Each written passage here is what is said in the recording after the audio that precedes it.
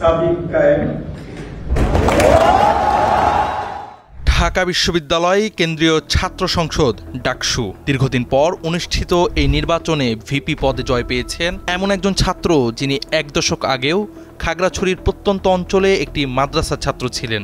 ডাকসুতে মোহাম্মদ আবু সাদিক কায়েমের বিজয় কেবল আশ্চর্য নয়, এটি ছাত্র রাজনীতিতে একটি নতুন বাস্তবতার ইঙ্গিত।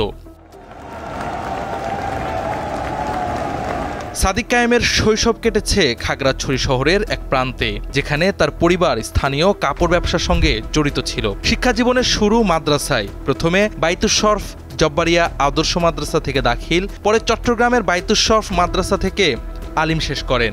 এরপর ভর্তি হন ঢাকা বিশ্ববিদ্যালয়ের রাষ্ট্রবিজ্ঞান বিভাগে। স্নাতকে সিজিপিএ ৩.৭৮ পেয়ে বিভাগের তৃতীয় হন, যা তার অসীম মেধার পরিচয় বহন করে। স্নাতকোত্তরও তার রেজাল্ট অনেক ভালো। সাদিক কায়েমের গল্পটা শুধু শিক্ষা ব্যবস্থা পেরিয়ে উত্থানের গল্প নয়, এটি এক নতুন প্রজন্মের রাজনৈতিক বিকল্প কণ্ঠ হয়ে ওঠার গল্প। তিনি বর্তমানে ইসলামী ছাত্র শিবিরের কেন্দ্রীয় প্রকাশনা সম্পাদক। যদিও ঢাকা বিশ্ববিদ্যালয়ের মূলধারায় শিবিরের উপস্থিতি বিগত এক যুগ ধরে অনুপস্থিত ছিল, ডাকসু নির্বাচনে জয় হওয়ার মাধ্যমে সাদিক সেই মিথ ভেঙে দিয়েছেন। ২০২৪ সালের ২১ সেপ্টেম্বর উপাচার্যের সঙ্গে ছাত্র সংগঠনগুলোর বৈঠকে প্রথমে তিনি সরাসরি ইসলামী ছাত্র শিবিরের প্রতিনিধি হিসেবে অংশ নেন এবং নিজেকে ঢাকা বিশ্ববিদ্যালয় শাখার সভাপতি পরিচয় দেন, যা পরবর্তীতে সামাজিক মাধ্যমে নিজেই জানান। রাজনৈতিক অঙ্গনে তার প্রকাশ্য পদচারণা শুরু হয় বৈষম্য বিরোধী ছাত্র আন্দোলনের মাধ্যমে।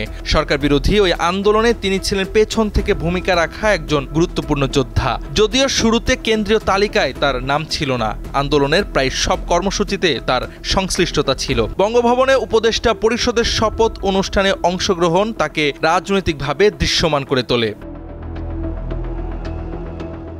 রাজনীতি ছাড়াও সাদিকের সক্রিয়তা ছিল সামাজিক উদ্যোগে। তিনি পার্বত্য চট্টগ্রাম ছাত্র সংসদের সাবেক সভাপতি, হিল সোসাইটির প্রতিষ্ঠাতা, save youth students against violence এর সাবেক ফ্যাসিলিটেটর এবং বাংলাদেশ ইউথ ইনিশিয়েটিভের সাবেক সাধারণ সম্পাদক। সাদিক কায়েমের ভিপি হওয়া নিছক একটি নির্বাচনী ফলাফল নয়, বরং এটি একটি বার্তা ছাত্র রাজনীতির গতানুগতিক সীমানার বাইরে থেকেও নেতৃত্ব তৈরি হতে পারে। এটি এমন একজন তরুণের গল্প যিনি মাদ্রাসা থেকে উঠে এসে দেশের সর্বোচ্চ বিদ্যাপীঠের নেতৃত্বে পৌঁছেছেন নিজের যোগ্যতা, মেধা ও সাংগঠনিক দক্ষতা দিয়ে। জাওয়াদ আহমদ, সময়ের আলো।